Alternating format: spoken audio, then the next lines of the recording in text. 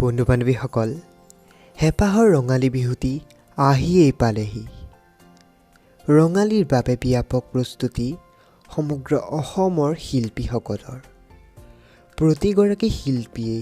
বৰ্তমান সাজু হৈ পৰিছে বহাগৰ মঞ্চত গীত পৰিৱেশনৰ বাবে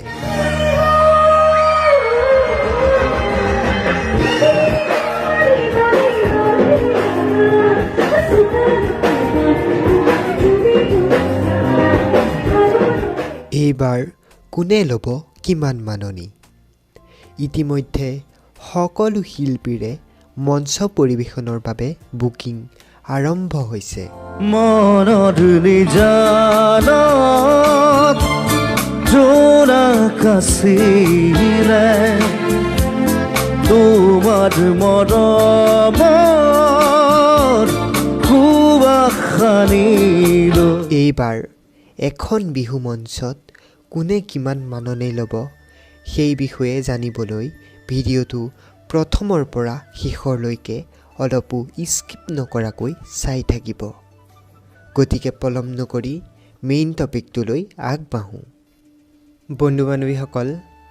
অসমৰ জনপ্ৰিয় কণ্ঠশিল্পী জুবিন গাৰ্গৰ এইবাৰৰ মাননি হৈছে 8ৰ পৰা 10 লাখ টকা নীল আকাশৰ 5ৰ পৰা 6 লাখ টকা আশুৰ্য বৰপাত্ৰৰ 5ৰ পৰা 6 লাখ টকা প্ৰিয়ংকা ভৰালীৰ 4ৰ পৰা 5 লাখ টকা জুবলীৰ 3.5ৰ পৰা 4 লাখ টকা দীপলিনা ডেকাৰ 3ৰ পৰা 4 লাখ টকা কুসুম কৈলাশৰ 4.5ৰ পৰা 5 লাখ টকা মন্তুমণি শইকীয়াৰ 3.5ৰ পৰা 4 লাখ টকা প্ৰাণদীপৰ 3ৰ পৰা 4 লাখ টকা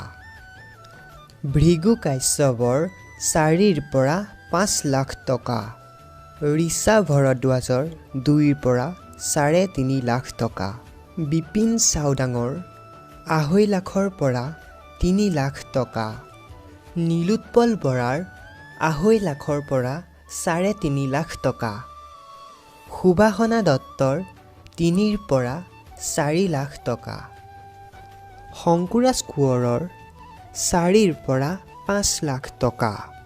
সান্নিধ্য ভূঞাৰ 1,50,000ৰ পৰা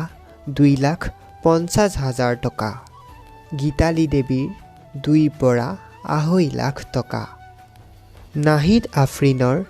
2.5 লাখৰ পৰা 3,50,000 টকা ৰিদীপ ৰংকিতৰ 2ৰ পৰা 2.5 লাখ টকা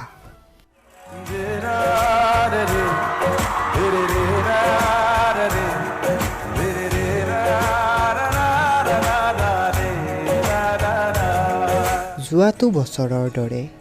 এই বছৰো নেদেখিব পাৰে অংগৰাগ পাপন মহন্ত ব্যস্ততাৰ বাবে এইবাৰো কোনো অনুষ্ঠান লোৱা নাই